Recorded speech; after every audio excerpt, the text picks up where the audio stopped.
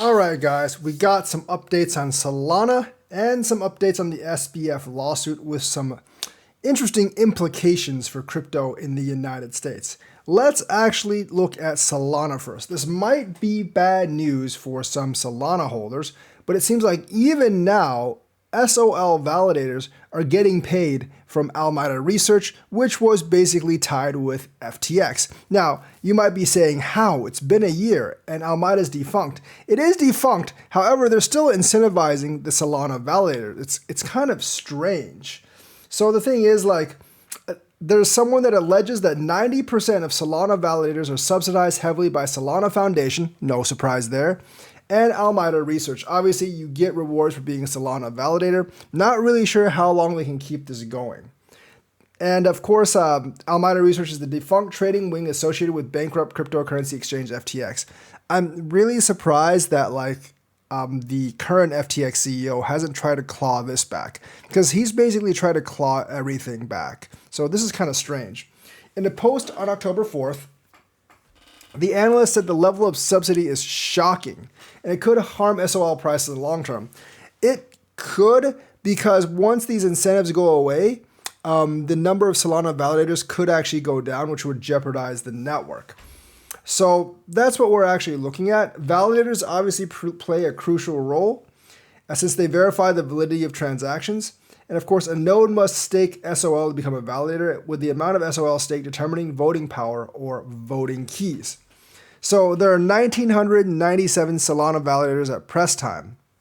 So the thing is, out of these 1,997, 1,818, or pretty much 95% of them, received delegations from Solana Foundation and Alameda Research. It's not really that surprising they get from Solana Foundation, because Solana Foundation is obviously going to incentivize validators, although the amount they're incentivizing might have to go down, and that could actually get people to lose interest in validating for Solana.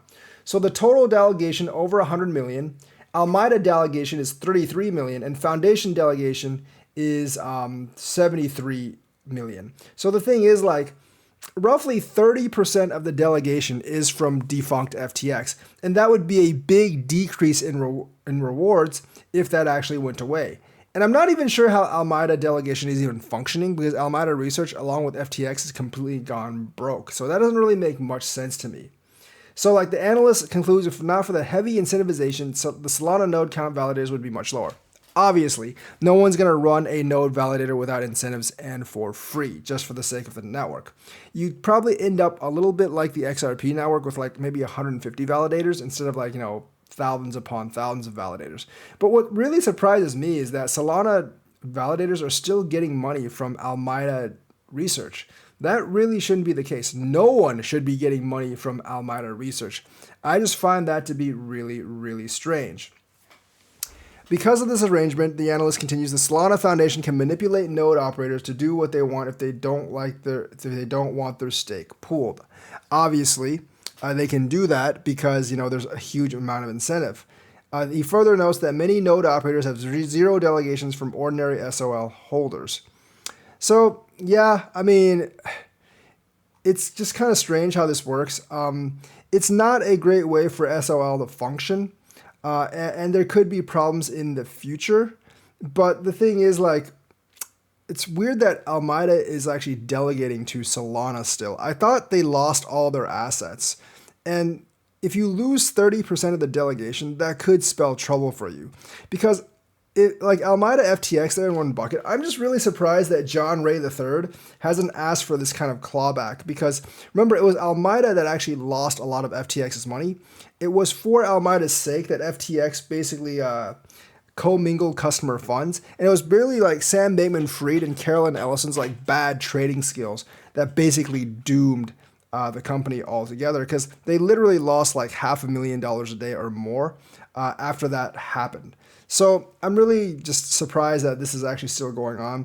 Definitely not a very good outlook for Solana. I don't think it's devastating or anything, But without some of the delegations, without some of the incentives, I don't actually think they would have that many validators, which actually would put the network at risk. I'm not all that concerned about the Solana Foundation's delegation. I mean, that's gonna have to eventually come down, and yeah, they are using that to like manipulate validators, but I think that's fairly common in crypto, honestly. But the Almeida delegation, like, what the hell is that? Like, why is that even still there? The company should be liquidated, it should be defunct, and all that money should actually be paid back to the people they actually cheated. So I'm just really like weirded out that they actually have an Almeida delegation. So let me know what you think about that. I just find it really kind of strange.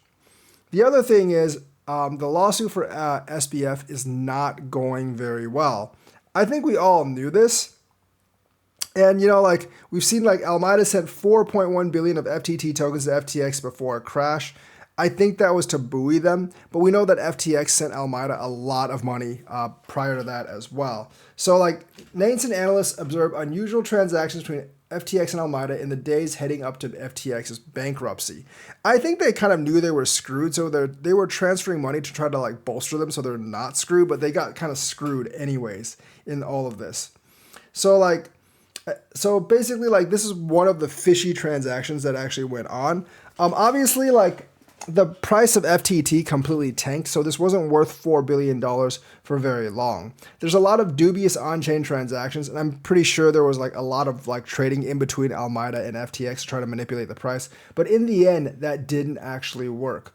And the judge actually has ruled that despite the lack of U.S. crypto laws, FTX SBF charges are valid. So just because the US doesn't have that many crypto laws, it does not actually make you invincible to being like charged with fraud, because fraud kind of applies whether you have crypto laws or not. So Sam Bankman-Fried's counsel had argued that FTX was not located in the United States, and as SBF did not follow regulatory obligations concerning FTX US, charges related to FTX International shouldn't apply. So they're saying that only FTX US would have to follow the regulations.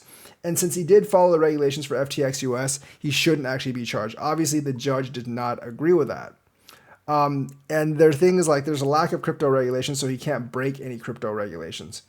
So the DOJ called this argument irrelevant, and the judge sided with them, claiming that even though the existence of legislation may be necessary to prove legal obligation, the lack of it does not affect whether the defense victims committed money to him. That's true. You still gave him money, and he still committed fraud. Fraud is a little bit different than just like, you know, regulatory stuff. I think fraud applies for a plethora of things. The DOJ noted that the defendant's claim about lack of regulations related to customer funds usage is false, and there are existing rules against it. Yes, you can't commingle customers' funds. There are already existing rules against that, and you can't just be like, oh, crypto doesn't have any regulations, so I can get away scot-free with that. So that argument from the lawyers actually failed. He's actually running out of arguments because this is one of the few defenses he has. I think right now SBF's legal team is trying to pin the blame on Carolyn Ellison, but SBF had his fingers on everything. Like Carolyn and SBF probably talked things out. I'm pretty sure they can find evidence, and SBF had the final approval and everything. Like I think Sam Bankman-Fried was trying to make it look like he was trying to stop Carolyn Ellison from doing all the trading, from like, you know, taking like shorts without like stop losses or whatever, but I'm pretty sure he okayed it too, and he's just trying to change the narrative so he won't be totally screwed. But I don't think that's actually going to work because I don't think people actually believe him. Like, I think he's tried to change the story like way too much. And I don't think people are going to believe that he was basically innocent while Carolyn was the one like doing all the losing of money.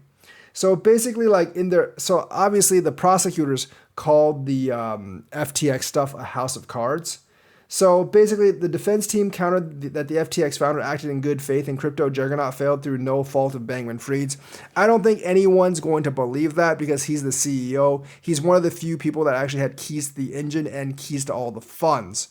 So basically, like, they brought some witnesses in, and I think he's kind of screwed. Like, there is just no defending him against this. He's too toxic of a political asset for anyone to actually defend right now. So he's going to spend a lot of time in jail.